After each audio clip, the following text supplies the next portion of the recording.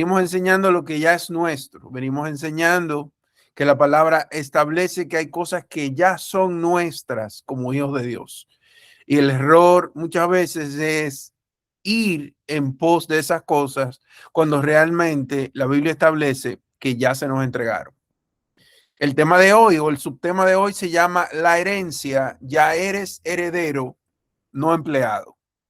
La herencia. Ya eres heredero, no empleado. En las clases anteriores, la primera parte de esta serie, vimos el hecho de que ya somos hijos. No es un hecho que se va a dar en el futuro, sino de que ya se dio si entramos por la puerta que es Jesucristo. Quiere decir entonces que no somos candidatos, no somos empleados a prueba, somos sencillamente hijos de Dios por adopción. Eso es lo que la palabra de Dios establece.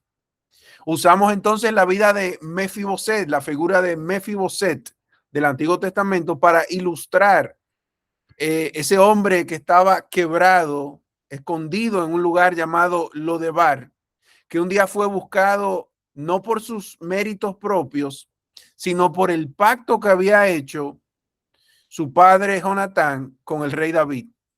La condición de hijo, entendimos, no la produjo Mefiboset. La condición de hijo la recibió él por causa del pacto. Quiere decir que esta serie, lo que ya es tuyo, son cosas que ya nosotros recibimos por causa de estar en Cristo. La segunda parte que vimos, y la segunda parte se llama, ya tienes entrada al Padre. Es un hecho, no es una condición que se va a dar en un futuro. No tienes que ganarte una audiencia. No estás en la antesala esperando que te llamen. Cristo es el camino. Y ese camino, la Biblia establece que ya está abierto. Entramos con confianza filial, no con el terror del que teme ser rechazado. Eso es importante. Cuando entramos en una relación con Dios por medio de Cristo, no podemos entrar con temor, no podemos entrar con culpa, no podemos entrar con ese temor a ser rechazados. Dicho esto, entonces, una pregunta natural que surge de esto que estamos hablando, si ya entonces somos hijos y ya tenemos entrada al Padre, ¿qué entonces pasa con la herencia? ¿Qué hay dentro de la casa que ya es nuestra? Porque hay una casa espiritual, hay una relación espiritual que tenemos nosotros que apoderarnos de ella. Apoderarnos porque tenemos que acercarnos a esa relación mediante la fe, mediante el entendimiento de las escrituras, pero también tenemos que usar nuestra fe. Tenemos que usar el órgano de la fe. Entonces, el problema que vemos acá es que muchas veces, siendo hijos y estando ya siendo recibidos en la casa del Padre, vivimos como si fuéramos empleados. Hay una imagen que yo quiero que usted tenga hoy en su mente, que usted se haga en su mente. Y es la imagen o la historia de un hijo que vive en la casa de su padre. Vamos a decir padre y madre, pero quiero usar la palabra padre porque nosotros hemos sido recibidos en la casa del Padre, de nuestro Padre espiritual. Este hijo come en la mesa del Padre, duerme bajo el techo del Padre, pero entonces el problema está en que cada mañana esta persona se levanta con la misma pregunta: ¿qué tengo que hacer hoy para merecer estar aquí? ¿Se ha hecho usted esa pregunta? ¿Se ha hecho usted la pregunta: ¿qué tengo yo que merecer para estar en la casa del Padre? Esa persona sirve con miedo, trabaja con ansiedad. Cuando falla, se esconde. Cuando triunfa, hay un poco de respiro, pero solo un poco, porque entonces mañana hay que volver a ganárselo. Y esa persona se encuentra en una constante rueda que no termina. Y eso, mis amadas hermanas, eso no es la vida de un hijo de Dios. Esa no es la vida que Dios nos llamó a vivir. Esa es la vida de un empleado que vive en casa del patrón. Es una relación muy diferente a la relación a la cual Dios nos llama, porque es una relación de herencia. Hay creyentes que viven exactamente de esa manera, no porque sean malas personas, porque no estamos hablando de lo moral en este caso, sino porque nadie les ha dicho con claridad que no es así como funciona la herencia. La meritocracia te dice, ora más y espera más. Ayuna y vas a esperar respuesta. Sirve y vas a esperar entonces el favor de Dios. Pero entonces si fallas, te alejas. Porque en la lógica del que trabaja para recibir, el que no produce, no cobra. Amén. Estas cosas del ayuno, de la oración, del servicio, tienen que surgir como efecto de una relación saludable con el Señor. Una relación en la base de la gracia, no de la meritocracia. Pablo nos dice con una precisión casi quirúrgica en Romanos 4, versículo 4, y leo de la Reina Valera 1960, dice, pero al que obra no se le cuenta el salario como gracia, sino como deuda. Escuche, por favor. El que obra está en una relación de deuda. El que procede desde la obra, desde la acción, desde el querer ganarme el favor de Dios, está ya de antemano en una posición de deuda. Y el que está en deuda es esclavo de esa deuda. Quiere decir entonces que el salario le es debido. Siente que por cuando yo he hecho algo, entonces Dios tiene que darme algo a cambio a mí. Dios le debe, siente esa persona, algo porque esa persona produjo algo.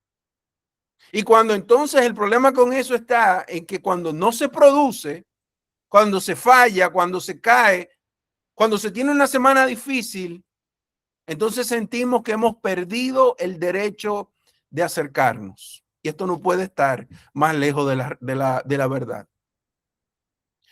Pero la herencia de Dios, la herencia que tenemos en Jesucristo, no funciona de esa manera. La herencia no se gana. La herencia sencillamente se recibe. Y se recibe no porque el hijo haya producido algo, sino porque el padre decidió darlo. Escuche bien, cuando en la herencia, en lo natural, sencillamente se recibe, el que hereda recibe algo por lo cual no trabajó. Ese es el principio de la herencia. Y si ese es el principio de la herencia en lo natural, ¿cuánto más usted cree que lo es en lo espiritual? Es mucho más fuerte. Eso es una realidad espiritual desde la cual nosotros tenemos que aprender a vivir. Por eso la serie se llama Lo que ya es nuestro. Porque la herencia en Cristo Jesús ya se nos dio, ya se nos entregó. Yo quiero que por favor usted vea conmigo, antes de entrar al próximo punto, yo quiero leerles en Primera de Corintios, capítulo 1, versículo 4. Primera de Corintios 1:4. El apóstol Pablo le escribe a la iglesia que está en Corinto y les dice, siempre doy gracias a mi Dios por ustedes, por la gracia de Dios que les fue dada en Cristo Jesús. Y dice el 5, porque en todo ustedes fueron enriquecidos en él, en toda palabra, en todo conocimiento, así como el testimonio acerca de Cristo fue confirmado en ustedes. Amén. Cuando hablamos de herencia, hablamos de que hemos sido enriquecidos en Cristo Jesús. No necesariamente de una forma física, sino que tenemos una herencia posicional, tenemos una herencia espiritual que en ocasiones se hace evidente y se transfiere al mundo natural. Entonces, cuando hablamos de la herencia en Cristo Jesús, estamos hablando de muchas cosas que ganamos en cuanto a posición, en cuanto a relación, en cuanto a perdón, en cuanto a justificación.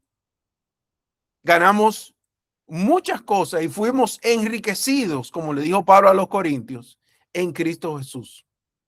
Así que yo quiero que por favor usted me acompañe a Génesis capítulo 25, versículo 5. Y en Génesis capítulo 25, versículo 5, vamos a ver la figura de un hijo que lo único que hizo fue recibir. Un hijo que recibió herencia. Y en esta persona, en esta figura bíblica, podemos vernos nosotros también reflejados. Y lo vemos en Génesis 25:5. Y dice, y Abraham dio todo lo que tenía a Isaac. Isaac no fundó nada. La Biblia no habla mucho de Isaac, porque Isaac todo lo que hizo fue recibir. Recibió de Abraham. Isaac no conquistó territorios. Isaac no salió al mundo a abrirse camino. Cuando uno recorre su vida en el Génesis, lo que llama la atención no es lo que él hizo, sino lo que él recibió. Eso lo vemos aquí en Génesis 25:5. Dentro del contexto de lo que estamos hablando, la herencia se recibe. Así como la herencia natural, usted la recibe, usted sencillamente hereda. Así también en Cristo Jesús heredamos lo que es de Cristo. Aquí hay una palabra importante en este versículo de Génesis 25:5, y es la palabra todo, donde dice, y Abraham dio todo. Escuche bien, porque Abraham dio todo lo que tenía Isaac. Abraham no se guardó nada. Esta palabra todo no es una porción. No, lo que se ganó no lo mereció. Todo, esa palabra en el hebreo es la palabra kol y no significa simplemente mucho o la mayoría, es la totalidad sin excepción. El mismo término que se usa cuando Dios dijo y vio Dios en el Génesis que todo era bueno, que todo lo que había creado era bueno. Cuando la escritura dice que Abraham dio todo a Isaac, no está dejando margen para lo que le faltó. Fue la transferencia completa, sin reserva, de todo lo que el padre tenía, se lo dio al hijo. Pero lo más importante es que Isaac no tuvo que ir a buscar estas cosas, no tuvo que ganarlo, no tuvo que salir a conquistarlo, porque él se encontraba en la casa. Él ya era hijo y el padre lo dio. Entonces, ¿por qué? Usted se preguntará, usted se acuerda de la historia que Abraham tenía 2 hijos. Abraham tenía más hijos, pero los 2 hijos que salen en la historia son Isaac e Ismael. Ismael, el hijo de la esclava, pero Isaac, el hijo de Sara, por donde venía la promesa.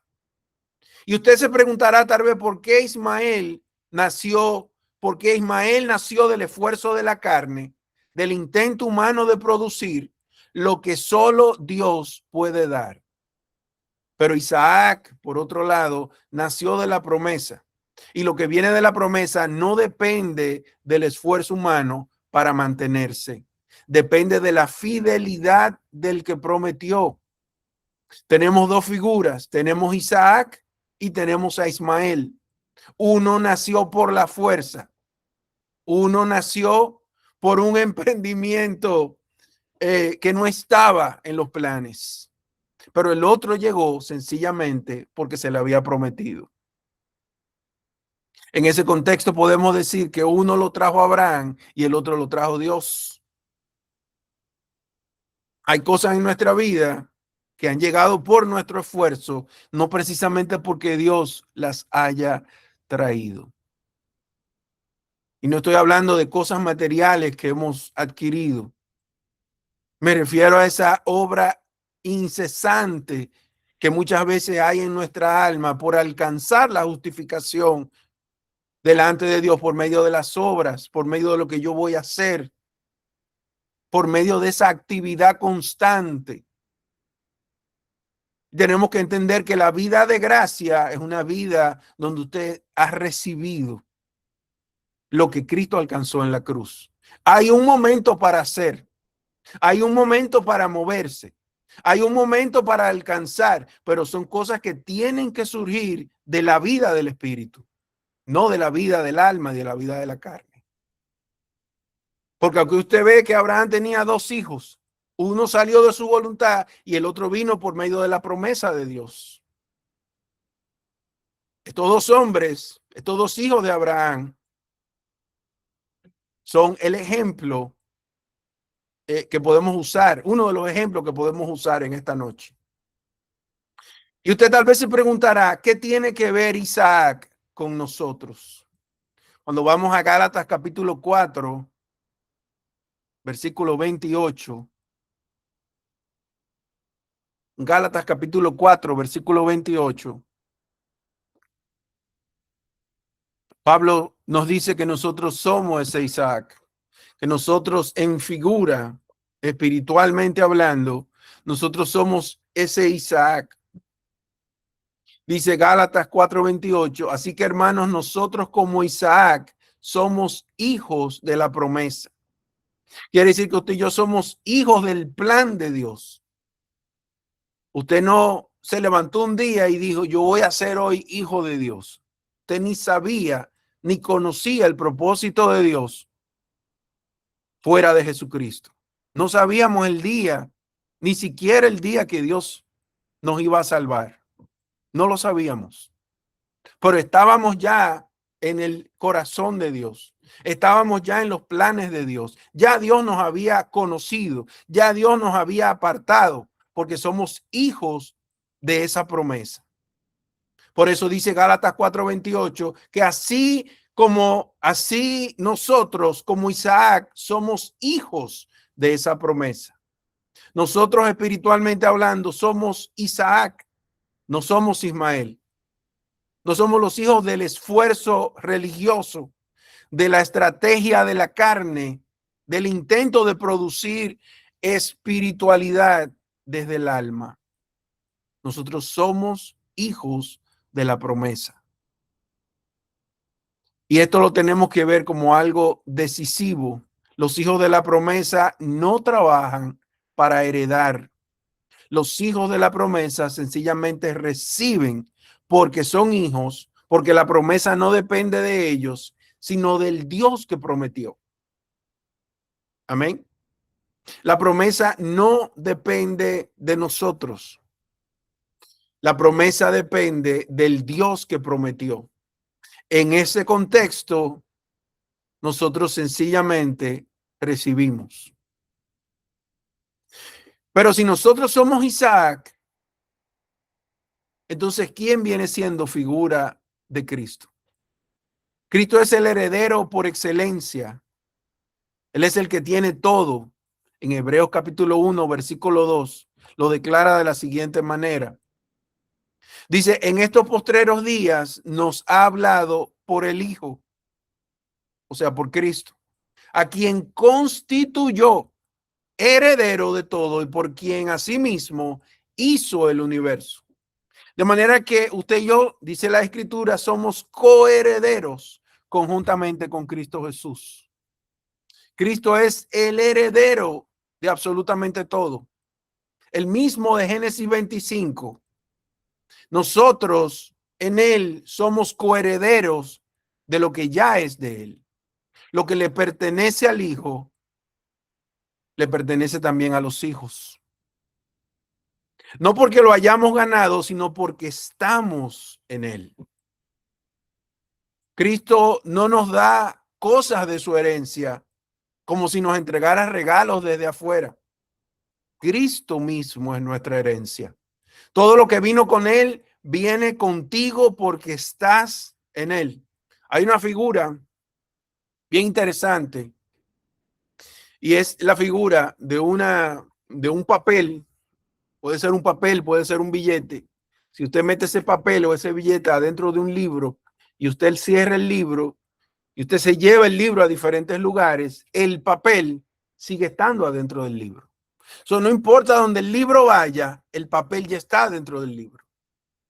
Esa es la figura de lo que Cristo hizo con nosotros. No solamente Cristo está en nosotros, porque Pablo dice, Cristo en nosotros, la esperanza de gloria, sino que nosotros también estamos en él. Donde vaya ese libro, va ese papel. Si el libro se lo llevan a otro país, el papel que está dentro del libro se va también a ese lugar. Eso mismo sucedió con nosotros, sus hijos, en cuanto a la posición. Por eso, si Cristo murió, resucitó y está sentado en los lugares celestiales, nosotros estamos posicionalmente con Cristo. Así que aquí hay algo bien importante, porque en Romanos capítulo 8, versículo 17, hay una palabra, yo voy a leer el versículo, pero hay algo que yo quiero explicar para que no haya confusión. Porque si leemos Romanos 8:17, volvemos a meter la lógica del salario por la puerta de atrás. Tenemos que tener cuidado. Y vamos a ese versículo, Romanos capítulo 8, versículo 17. Dice de la siguiente manera. Dice, y si hijos, también herederos, herederos de Dios y coherederos con Cristo. Aquí está estableciendo que si somos hijos, automáticamente eso nos hace coherederos con Cristo Jesús. Dice, termina diciendo la frase, si es que padecemos juntamente con él, para que juntamente con él seamos glorificados. Cuando alguien lee esta última frase, si es que padecemos juntamente con él, si leemos eso con una mentalidad de salario, o sea, de salario al que se le debe, el que ha trabajado por algo y espera que le paguen, la herencia entonces sería algo condicional, condicionada. La herencia entonces dependería de cuánto vamos a sufrir según el texto. Y eso vuelve a convertir la herencia en un pago, pero ahora pagado en sufrimiento en lugar de obras. Pero Pablo no está poniendo una condición de mérito, está describiendo una realidad de identidad. ¿Qué es ese sufrimiento? Cuando Romanos capítulo 8, versículo 17 nos habla de sufrimiento, ¿qué tipo de sufrimiento es del que Pablo está hablando? Este es el sufrimiento de morir a la vida almática, de morir a la vida del alma, morir al yo que quiere operar desde sus propias fuerzas, desde su propia sabiduría, desde su propia voluntad. El creyente que comienza a vivir desde el espíritu experimenta una muerte real.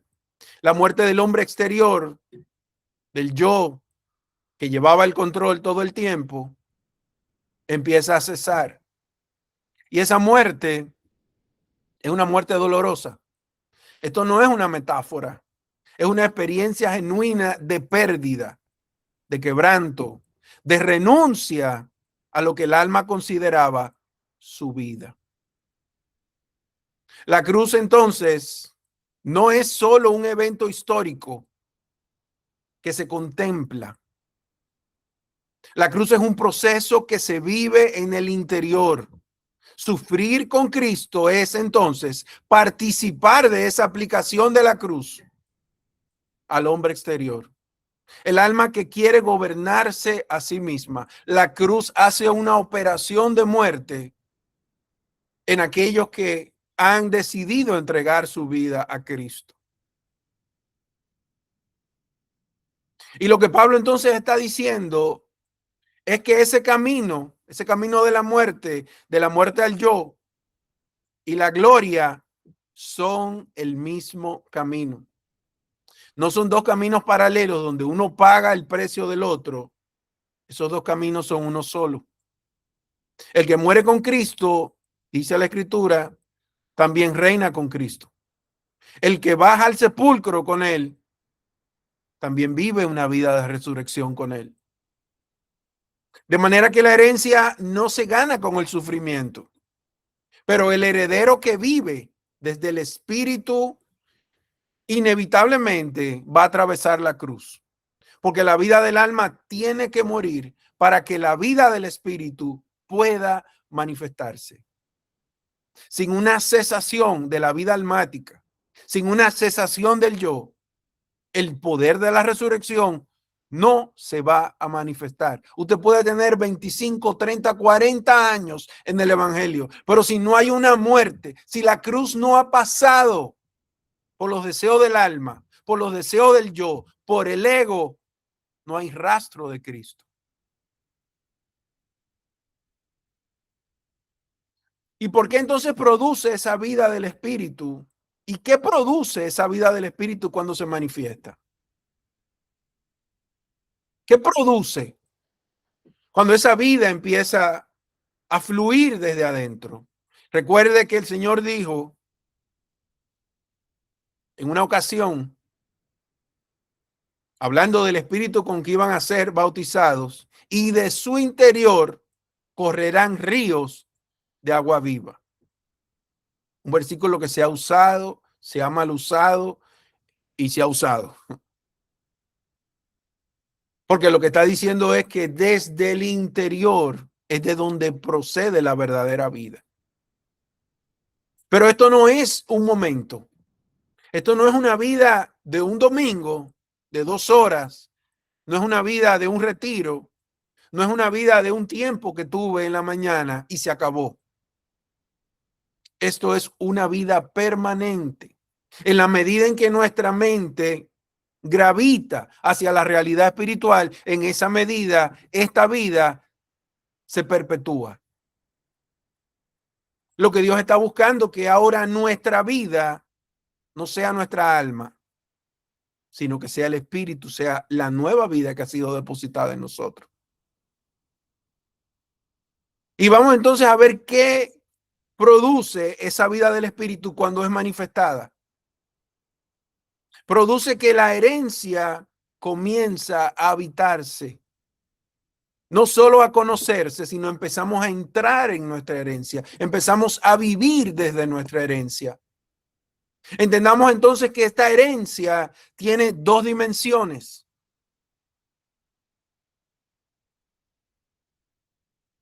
Tiene 2 dimensiones. Estas 2 dimensiones son las que ya tienes hoy.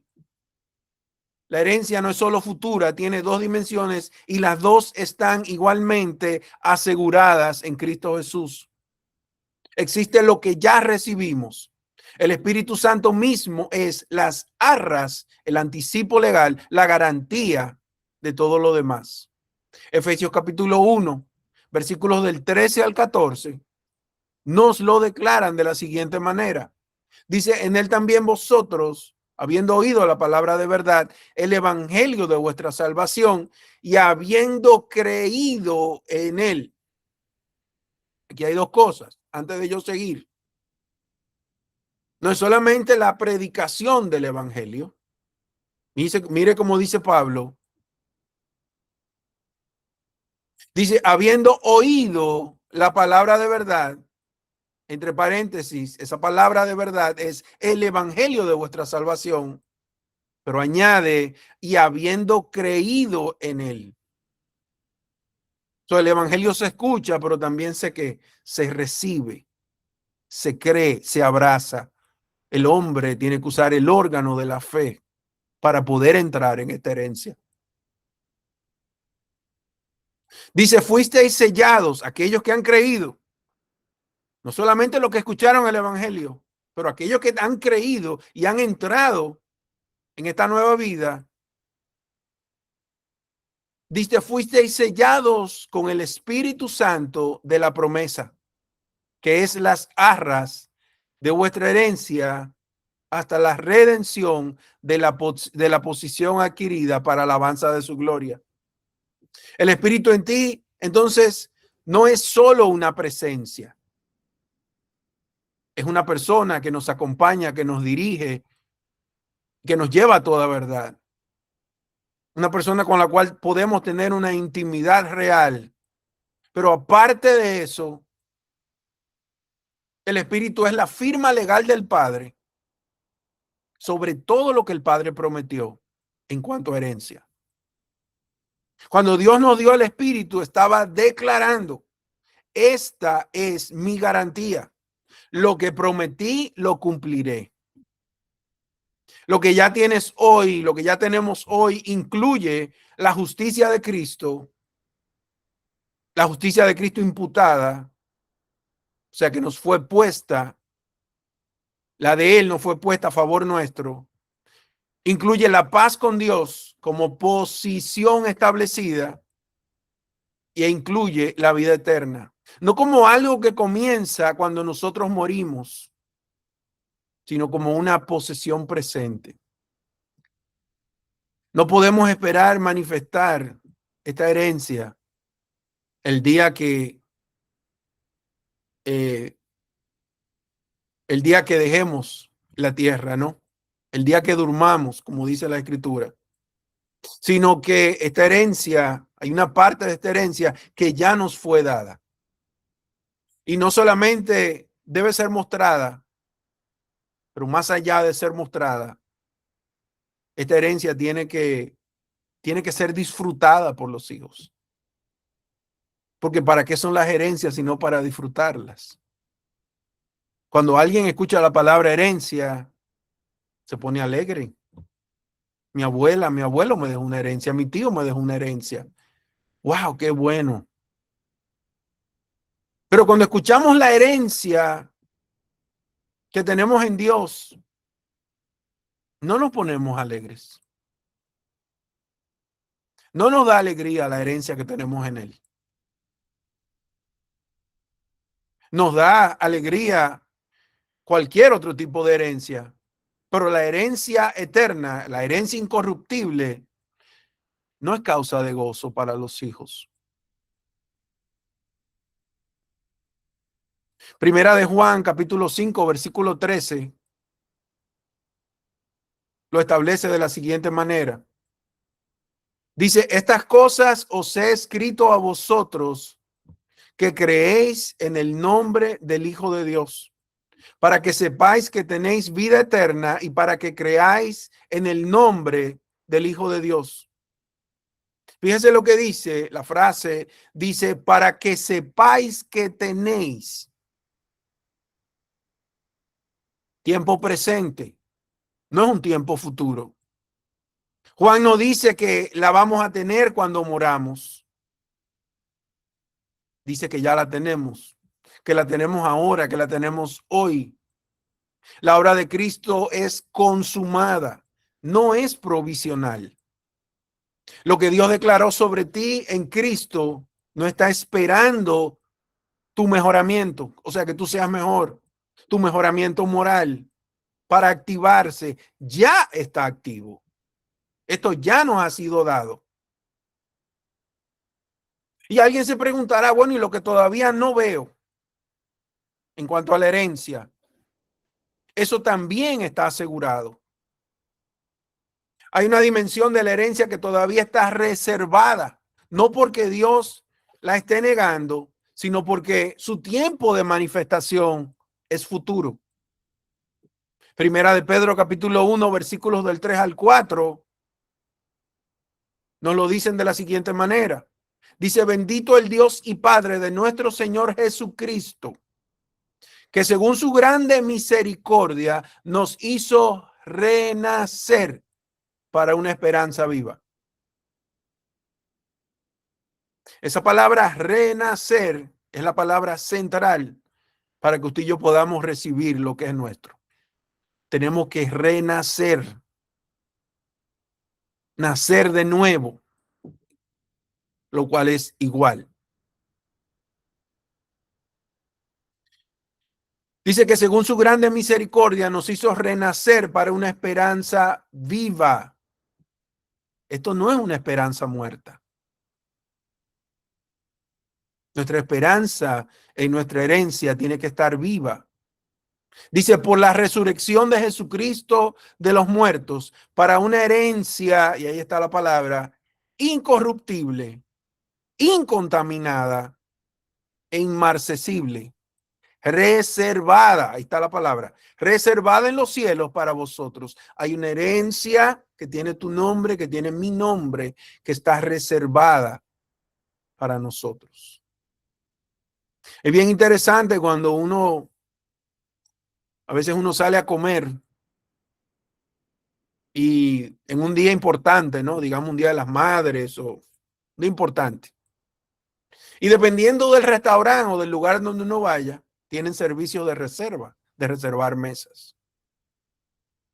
Es interesante porque cuando uno llega, todo el restaurante puede estar lleno y esa mesa tiene un pequeño mensaje o un cartoncito que dice reservada.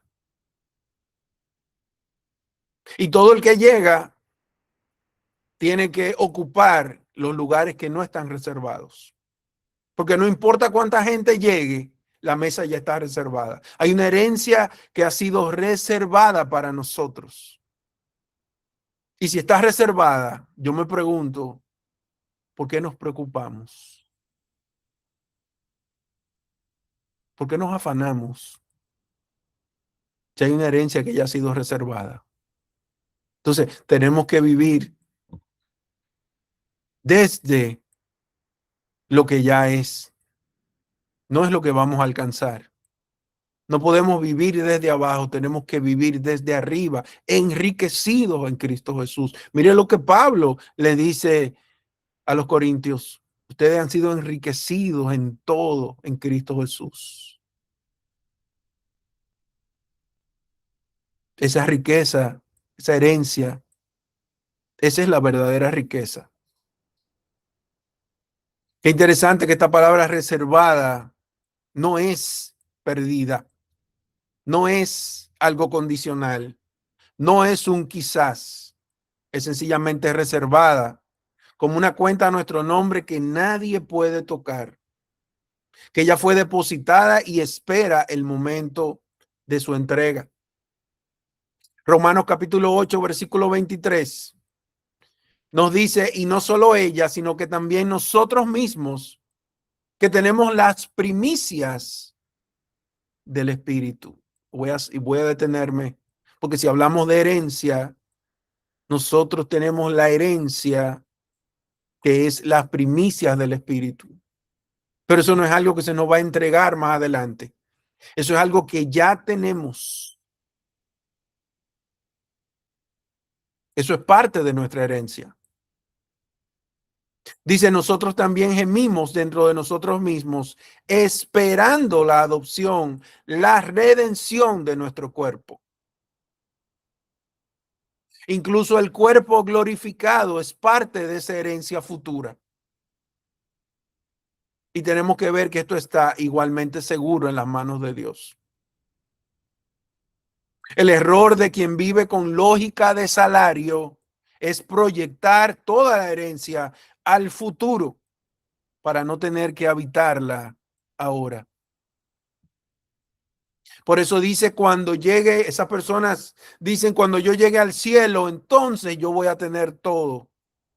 Mientras tanto vivimos como mendigos en la casa de nuestro Padre. Como si la herencia presente no fuera real, no fuera disfrutable. No podemos disfrutar lo que no sabemos que tenemos. El problema entonces no es la herencia, es el conocimiento de la herencia. Y ese conocimiento no es una información académica, es la revelación del Espíritu que transforma la manera en que nosotros vivimos. Entonces, la llamada de Dios es: deja de trabajar para recibir lo que ya tienes. Porque entonces seguimos trabajando para recibir lo que ya nos fue dado. Y no estoy hablando del servicio que fluye del amor. No me refiero a ese tipo de obras. No hablo de la oración que nace de la comunión. Tampoco estoy hablando del ayuno que abre puertas. No me refiero a ese tipo de obras. Estoy hablando de ese trabajo ansioso, intenso, ese esfuerzo para mantenerse en gracia, esa actividad religiosa, que en el fondo no es más que un intento de ganarse lo que el Padre ya nos entregó. Porque ¿qué hizo Isaac para recibir la herencia de Abraham? No hizo nada. Sencillamente heredó. Isaac no salió a buscar una herencia. La herencia llegó donde él, porque sencillamente él era hijo, había unos derechos de hijo. Y Abraham se la dio toda, sin excepción, sin condición. Nosotros estamos en Cristo. Cristo es el heredero de todo. Eso es lo que acabamos de leer. Y en él somos coherederos, no de lo que sobra, sino también de todo conjuntamente con Cristo. Hay una herencia presente que ya fue depositada en nosotros el día que el Espíritu vino a habitar en nosotros. Y hay una herencia futura reservada en los cielos con nuestro nombre, incorruptible, sin mancha, inmarcesible. Por tanto, Gálatas 4, versículo 7, declara lo siguiente. Dice: así que ya no eres esclavo. Y quiero que por favor ponga usted mucha atención a esta palabra, porque si la palabra declara que ya no somos esclavos, no podemos seguir viviendo desde la esclavitud. Y esclavo es todo aquel que vive por un salario. No me refiero a su trabajo secular, no estoy hablando de eso. Todo el que vive haciendo para Dios, pensando que Dios entonces tiene que devolverle lo que hizo para él.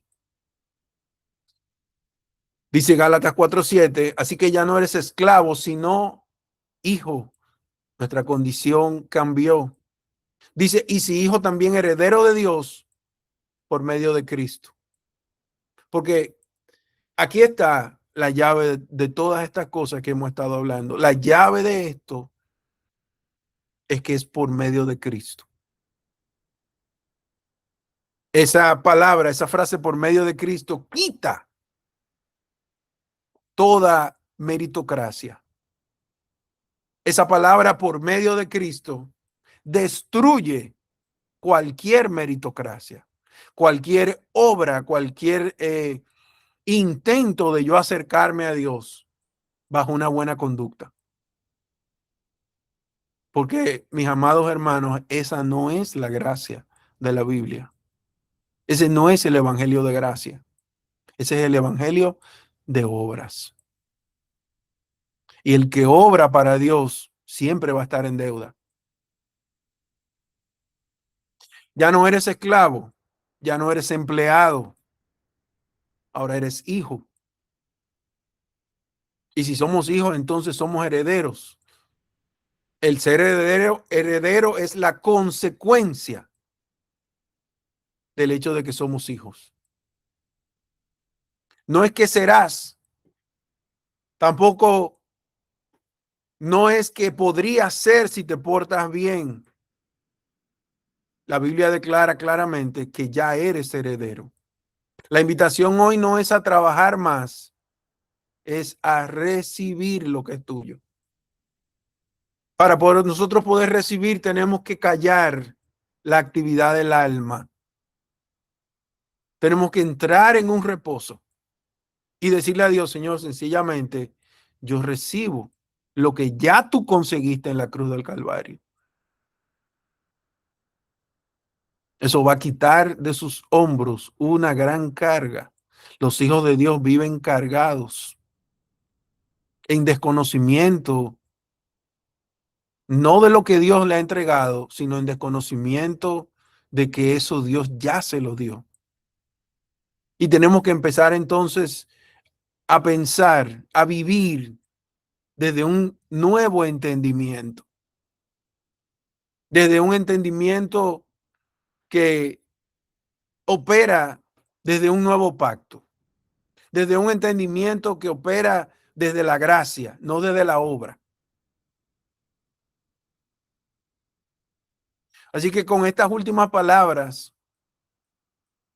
yo quiero cerrar en esta noche. Quiero hacer una oración por su vida. Si usted puede, eh, cierre sus ojos y vamos a hacer una oración.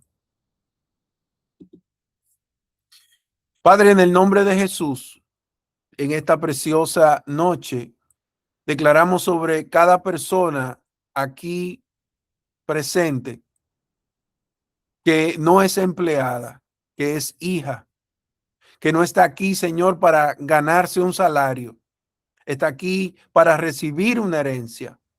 Padre, que podamos abrir los ojos de nuestro entendimiento para poder ver lo que ya tenemos en Cristo Jesús y que el Espíritu Santo que habita, Señor, en nosotros sea hoy más real que cualquier sentimiento de indignidad o de distancia. Que salgamos, Señor, de aquí no como mendigos, sino como herederos en el nombre que es sobre todo nombre,